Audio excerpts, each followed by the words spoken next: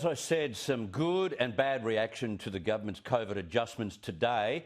But let's find out what locals in the middle of this cluster think about their version of Christmas. The federal member for Mackellar, Jason Falinski, has his office smack bang in Narrabeen, which, as the Health Minister pointed out, has become the border point between the two new divisions of the Northern Beaches. G'day there, Jason. Hey, Chris, it's almost on Checkpoint Charlie. Yes, it is. The old boundaries for the two other councils, the old councils, came into play today. See, they warned us. They said not to amalgamate. Yes. What's the buzz on the Northern Peninsula this afternoon about these restrictions? Look, it's to be honest with you, it's not great, but the indefatigable spirit of the Northern Beaches is shining through. So we will make the best of it. I heard a lot of people say this afternoon to me, there are a lot of other people in lots of other parts of the world who've got it much harder than we have this Christmas. So while it's not ideal, and it was really bad timing as far as things go, because, Chris, in the middle of the pandemic, in March, April, May, hardly anyone up here was tested positive for the virus. So it's been quite extraordinary that this has happened at this time. It's just really unfortunate. And while I appreciate what the Premier and her and Kerry Chant's done this afternoon to try and, make sure that the burden falls on as fewer people as possible, it has had the unfortunate effect of dividing a lot of families. So, look, not great, but everyone understands and everyone's trying to get through it. Because this is being done in a way that other states and territories don't even consider, because this could seriously spread the virus. And I don't mean massively, but it could spread in not only the Northern Beaches, but also other areas where there are mini clusters around Sydney. But in some ways, this is Gladys Berejiklian juggling four considerations, not just the virus.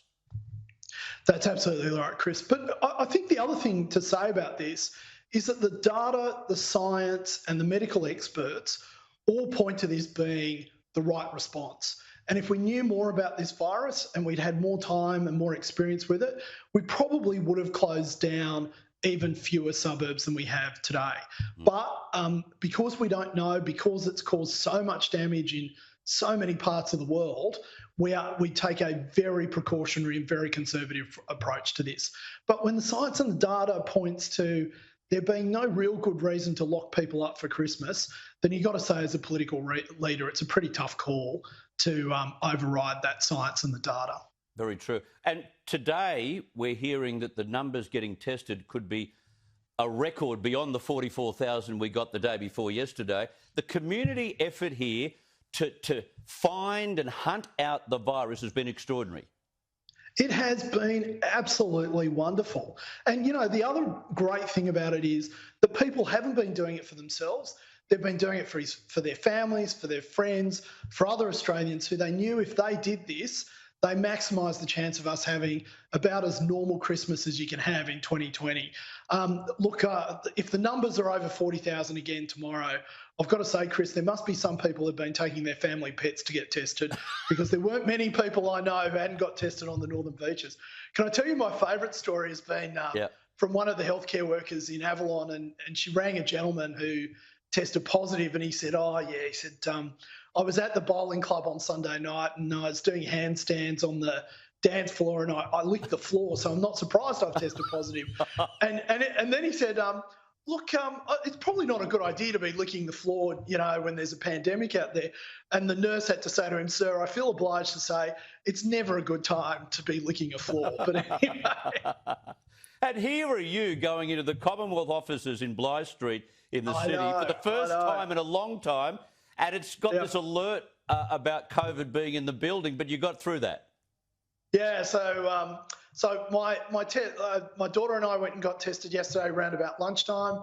We sat in line for about an hour, and at 2:42 a.m. this morning, we got a text saying that we both come back negative. So that was fantastic. But yeah, I must have been to 30 or 40 venues on the Northern Beaches in the last 3 weeks. Not one of them came up on an alert, but the one time I go into the city, you wouldn't believe it, would you? Exactly. Which just confirms everyone's view up here that you should never leave the Northern Beaches. There's no reason That's to. right. No one ever does, as you know.